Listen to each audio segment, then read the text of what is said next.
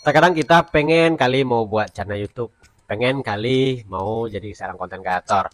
Tapi ketika kita mau memulai, kita malah bingung atau terkendala dalam masalah konten apa sih yang akan kita buat. Ini bagaimana sih cara editingnya?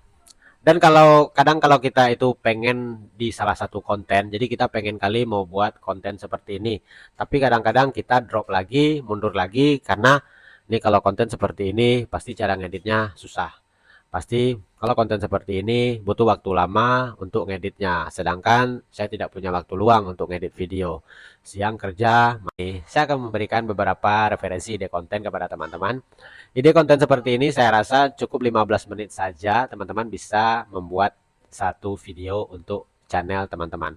Nah, jadi ini fokus kepada teman-teman yang mungkin lagi banyak kesibukan ya. Jadi ide konten yang akan saya beritahukan sekarang ini teman-teman cukup menyisihkan waktu luang saja, mungkin ketika jam makan siang, ketika beraktivitas, ini teman-teman bisa membuat satu konten. Mungkin atau setelah istirahat habis makan siang, mungkin buat yang ada yang perokok ya bisa sambil ngerokok, teman-teman bisa 15 menit saja membuat konten seperti ini dan upload ke video teman-teman. Dan teman-teman bisa buat 5 video atau 10 video dalam satu hari. Ini untuk video short ya. Dan nanti untuk video panjang juga saya akan tunjukkan konten apa sih yang lebih mudah teman-teman buat. Nah, sekarang kita fokus di video short dulu. Nah, untuk video short nanti akan saya tampilkan di sini aja ya. Di sebelah sini. Nah, video seperti ini, video short seperti ini sangat mudah sekali buatnya. Ini hanya tempel-tempel gambar saja ya. Ini hanya kita bermain di dalam aplikasi editing saja seperti CapCut. Jadi di aplikasi CapCut itu kan ada yang namanya aplikasi yang bisa menggeser-geserkan sebuah gambar.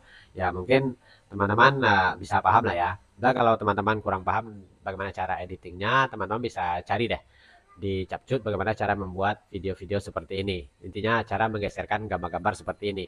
Kalau teman-teman sudah tahu caranya, ini sangat mudah bisa teman-teman lakukan di waktu luang hanya waktu 15 menit saja. Jadi hanya geser-geser gambar seperti ini lalu itu pun 10 detik saja ya, 10 detik atau 15 detik. Teman-teman coba cek video-video seperti ini, explore Archie Anjur ini atau ada video channel-channel lain yang memiliki persamaan dengan channel seperti ini. Semua rata-rata membuat video dengan gambar-gambar tempel ini di video short dan saya lihat view-nya lumayan banyak ya. Dan kalau untuk mencari subscriber, teman-teman lebih fokus di video short saja karena video short itu subscriber lebih banyak dan lebih mudah kita dapatkan. Dan juga kenapa saya sarankan video-video seperti ini? Karena video kartun-kartun seperti ini lebih banyak disukai oleh anak-anak. Karena kalau untuk zaman sekarang ini, HP itu kan bukan sebuah kemewahan lagi ya teman-teman, tapi sebuah kebutuhan.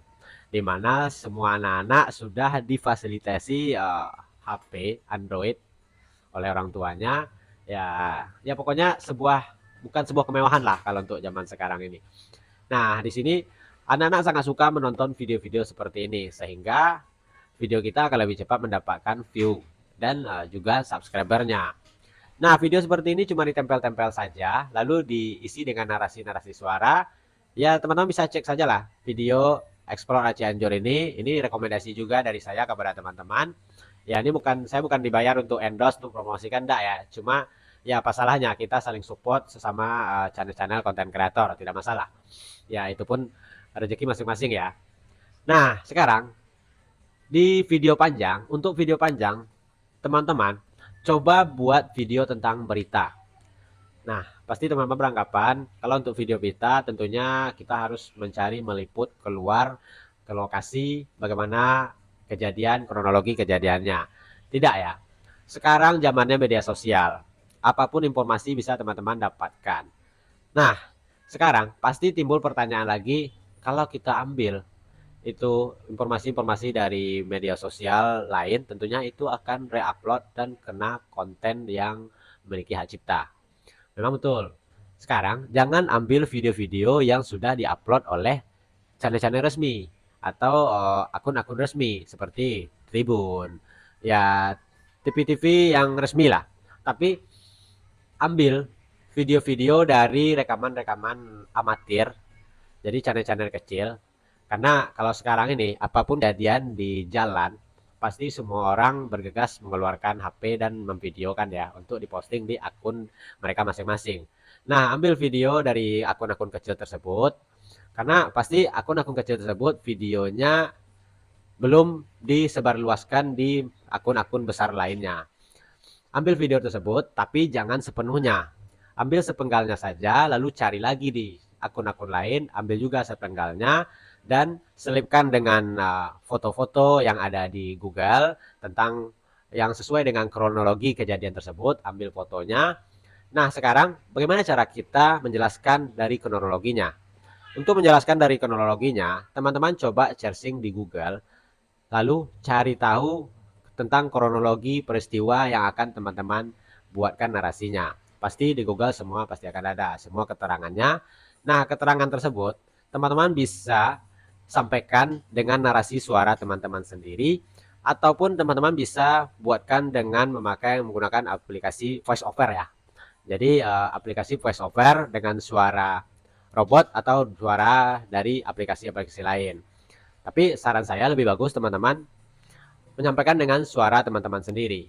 Ya, walaupun tidak sebagus pembawa acara berita resmi lainnya, tapi setidaknya apa salahnya kita mencoba? Karena kalau untuk nge-YouTube itu kan untuk jangka panjang. Kalau kita tidak mulai mencoba dari sekarang, tentunya kita tidak akan bisa dan tidak akan pandai-pandai untuk menguasai konten kita sendiri.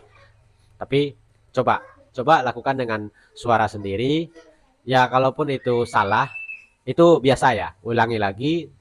Menjelang teman-teman terbiasa, nanti juga teman-teman akan merasakan sendiri nikmatnya, asiknya menjadi seorang konten kreator sebagai pembawa acara. Ya tentunya saya rasa tidak terlalu susah ya, karena narasinya sudah ada yang jadi tinggal teman-teman baca saja. Hanya membaca narasi lalu sampaikan dengan intonasi nada teman-teman sendiri. Kalau salah ya ulangi lagi sampai teman-teman dengar suara yang teman-teman sampaikan dan informasi yang teman-teman sampaikan itu cukup bagus. Nah, apakah itu melanggar hak cipta atau re-upload nantinya?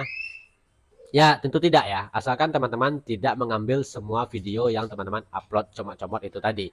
Ambil sepenggalnya saja, lalu sisanya teman buang, lalu cari channel-channel akun kecil lainnya tentang informasi yang sama, lalu ambil lagi sepenggalnya, lalu sisanya teman-teman buang juga, lalu selipkan di bagian-bagian sela-sela video-video tersebut sebuah foto, sebuah informasi tentang kronologi peristiwa tersebut. Jadi seperti itu ya teman-teman. Jadi kalau untuk konten-konten sebenarnya kalau teman-teman kreatif, banyak sih sebenarnya ide-ide konten yang bisa teman-teman lakukan.